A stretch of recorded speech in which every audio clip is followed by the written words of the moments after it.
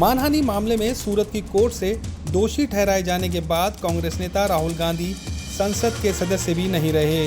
अपने नेता की सदस्यता जाने के विरोध में रविवार को कांग्रेस पार्टी ने राजघाट पर संकल्प सत्याग्रह का आयोजन किया।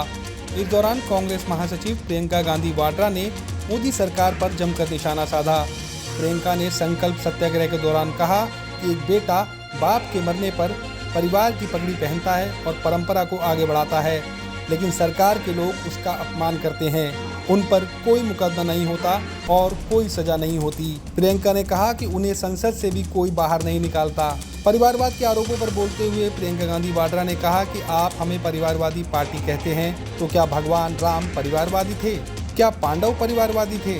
उन्होंने कहा कि हमें क्या शर्म आनी चाहिए कि हमारे परिवार के सदस्य इस देश के लिए शहीद हुए हैं। प्रियंका ने कहा कि हमारे परिवार ने इस देश के लोकतंत्र को अपने खून से सींचा है।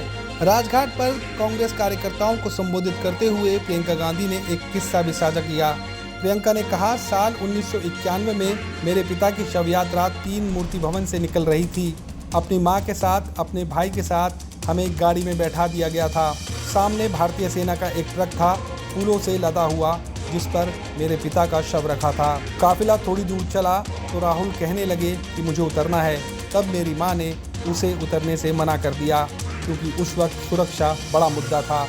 लेकिन राहुल फिर भी नीचे उतरे और पैदल पैदल कड़ी धूप में अपने पिता के साथ चलते रहे।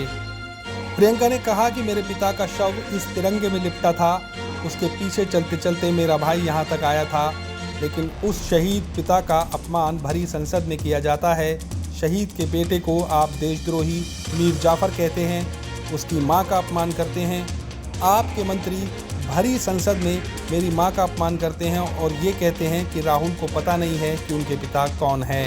इसके आगे प्रियंका गांधी ने कहा कि प्रधानमंत्री गांधी परिवार के लिए कहते हैं कि ये नेहरू उपनाम का इस्तेमाल क्यों करते हैं। प्रियंका ने वार करते हुए कहा कि ऐसा कहने पर आप पर कोई केस क्यों नहीं होता और आपकी सदस्यता रद्द क्यों नहीं होती।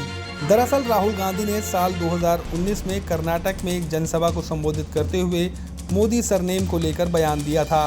उन्होंने कहा था कि सभी चोर का सरनेम मोदी क्यों होता है। इसी बयान को लेकर राहुल के खिलाफ मानहानि का मुकदमा दर्ज किया गया। इस मामले में सुनवाई करते हुए सूरत की कोर्ट ने उन्हें दोषी मानते हुए 2 साल की सजा सुनाई है। इसके बाद लोकसभा से भी राहुल गांधी की सदस्यता समाप्त कर दी गई, क्योंकि जनप्रतिनिधि अधिनियम के तहत संसद या विधानसभा के किसी भी सदस्य को अगर 2 साल से ज़्यादा की सजा मिलती है तो उसकी सदस्यता समाप्त कर दी जाती है। Team news nation.